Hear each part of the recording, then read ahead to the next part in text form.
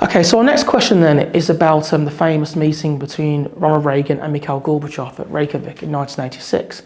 And then linked to that, what role did Margaret Thatcher play in determining nuclear policy and defence policy for NATO and influence in the United States? Well, at Reykjavik, the meeting there between Reagan and Gorbachev, it wasn't really a proper summit, as we would call them. It's meant to be a pre-meeting for the summit that was going to take place in the United States in 1987. So Reagan was there to agree essentially an agenda with Gorbachev.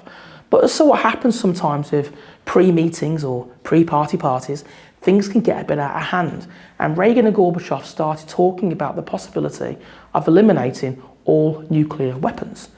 And they were both up for it, because don't forget, Reagan hates nukes. And Gorbachev is quite keen as also to see the end of, calming down the ending of the Cold War, ending of this kind of nuclear threat and so on. But Gorbachev, what he wants is SDI, the Strategic Defence Initiative. He wants in on that. He wants to partner Reagan on the development of the so-called Star Wars program, which was, of course, the defence missile in space, which would have removed all need for deterrence, really. Would have almost broken the rules of the Cold War, which is built on deterrence and mutually assured destruction, literally the MAD policies, they called it. Reagan, though, said no. He wasn't prepared to share the SDI technology with Gorbachev because, frankly, it didn't exist. It was an idea. He wanted it to happen. And it was an idea that he thought would help bring the Soviets to the bargaining table as part of his Peace Through Strength initiative. But he wasn't prepared to say to Gorbachev that it doesn't exist, so he refused. And as a result, the deal was off. But as they were leaving, Gorbachev says to Reagan, "Ron, I'm not sure what else we could have done." And Reagan says to Mikhail Gorbachev, well, he could have said yes.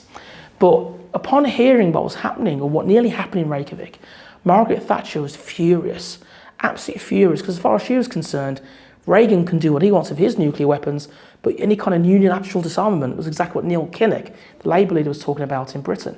She was not prepared to give up Britain's nuclear deterrent, especially as, in terms of conventional strength, the Soviet army was much stronger than Western European forces. So they needed the nukes to kind of keep the Red Army at bay on the other side of the Berlin Wall.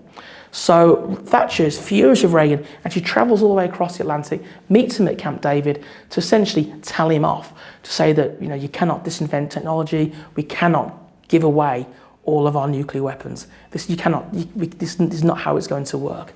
The Brits were so angry about this that the Americans were desperate to almost like to calm down the British, and they were desperate to put on a cocktail hour before the meeting began, but the Brits just wanted to get straight down to business. They were very, very furious about this. But Thatcher's influence over Reagan, this is very clear, because if you look at some of the oral histories, it becomes obvious that whenever Reagan would muse about getting rid of nuclear weapons again, his staff would say to him, "Mr. President, you'll have to speak to Margaret Thatcher about this," and then he'd kind of drop the topic. So she certainly did have an influence over the importance actually of keeping the nukes, certainly until they could actually start reducing them altogether as a collective in the Cold War.